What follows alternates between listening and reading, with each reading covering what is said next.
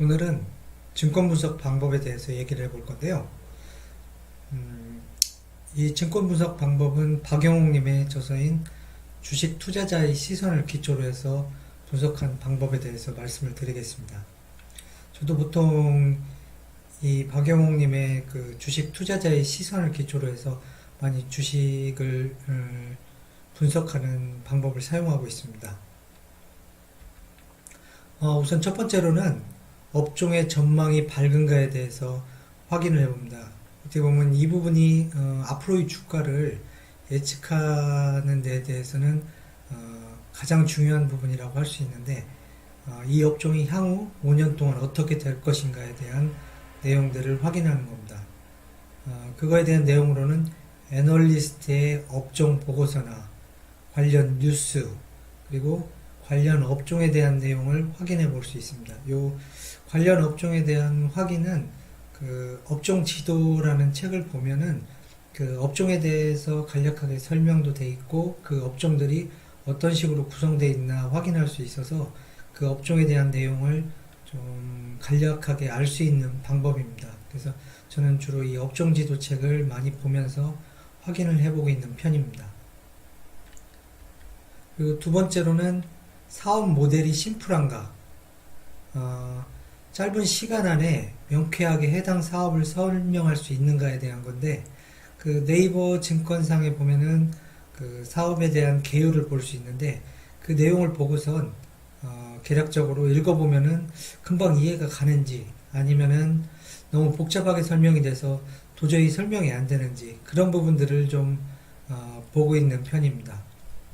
그 회사가 복잡한 자회사와 마구 얽혀 있어서 도저히 그 회사에 대한 내용을 이해할 수 없다면, 그 막연한 기대감만 가지고서는 그 회사를 정확히 알 수 있지 않다고 생각합니다. 따라서 사업 보고서나 사업 보고서의 내용을 보면서 회사의 개요나 사업의 내용 등을 보면서 내가 좀 쉽게 이해할 수 있는 사업, 그래서 그래야지만 그 사업이 앞으로 발전 가능성이 있는지 내가 스스로 알 수 있지 않나, 이렇게 생각하고 있습니다.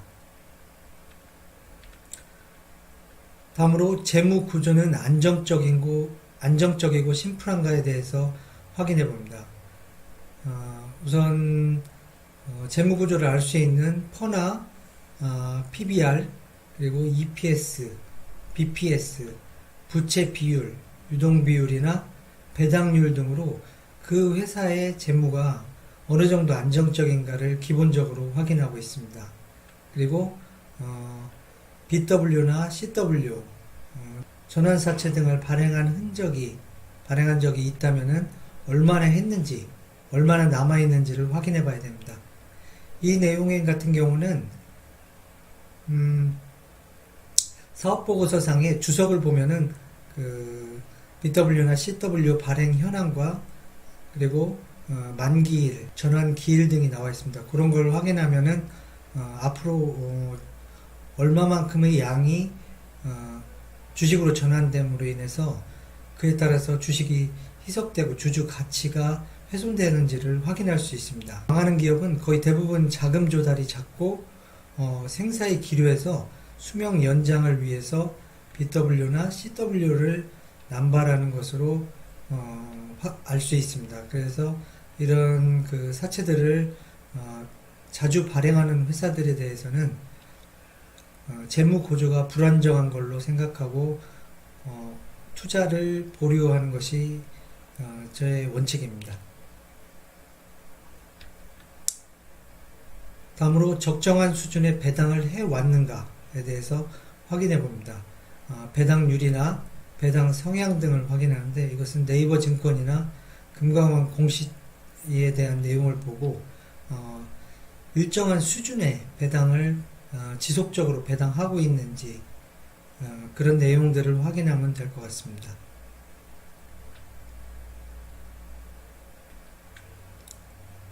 다음으로 성실 공시를 하는가에 대한 내용입니다.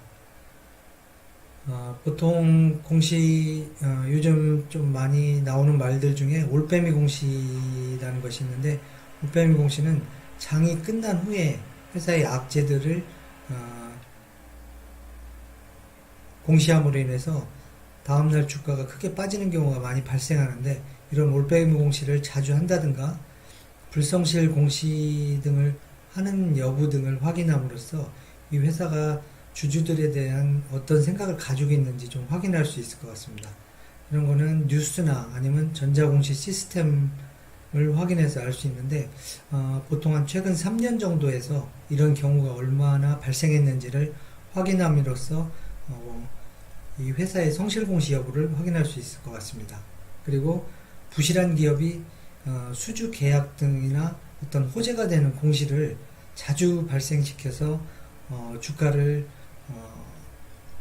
크게 요동치게 하는 경우가 자주 발생하는지, 이런 것들을 확인해 볼 수 있을 것 같습니다. 이런 경우에는 어떤 작전 세력이라든가 기업이 같이 결탁해서 어떤 주식을 순간적으로 뛰어 올렸다가 빠지게 하는 등 그런 경우가 많이 발생할 수 있다고 생각하기 때문에, 이런 경우도 좀 배제해야 된다고 생각합니다. 다음으로 업종 내에서 경쟁력이 있는가에 대한 여부를 확인합니다. 보통 이 경우도 그 업종 지도에 대한 내용을 많이 보면서 저는 확인하는 편인데, 1위 기업이나 해당 주력적인 그 회사의 그 사업이 1위 기업이나 어떤 독점 기업인지 여부, 그런 여부를 확인하고 기업 유지를 위해서 노력하는지 여부에 대한 내용을 확인하고 있습니다. 그리고 기술 개발이나 영업권 확충, 그리고 직원 교육 등을 위해서 얼마만큼 노력하고 있는지를 확인해 보는 겁니다. 그 내용으로는 사업 보고서에서 기술 개발비 집행 등을 확인함으로 인해서 일정한 수준의, 그리고 전체 매출액에 대한 그 기술 개발비 집행 내역 등을 확인할 수 있습니다. 그리고 집행 기술 개발비가 어느 정도 수준의 비용으로 일정하게 집행되고 있는지, 그런 여부도 확인함으로써 업종 내에서 경쟁력이 있는지, 앞으로 미래에 대해서 회사에서 어떤 식으로 경쟁력을 확보하기 위해서 노력하는지, 그런 부분을 확인할 수 있을 것 같습니다. 그래서 이런 부분들이 적정하게 유지되고 계속 기술 개발이 이루어지고 있는 회사를 주로 찾아서 투자를 해야 된다고 생각하고 있습니다. 다음으로 경영자는 누구인가입니다. 필립 피셔의 위대한 기업의 투자라는 책에서는 해당 부분을 가장 중요시하는 것으로 생각되고, 가장 이러한 필립 피셔는 15가지 항목에 대해서 어떤 기업을 선정하는 부분에 대한 이야기를 하고 있는데, 그 중에서 어떤 그 경영자에 대한 내용이 가장 우선적으로 나와 있고, 그 부분이 가장 중요하게 열거되어 있는 것을 알 수 있었습니다.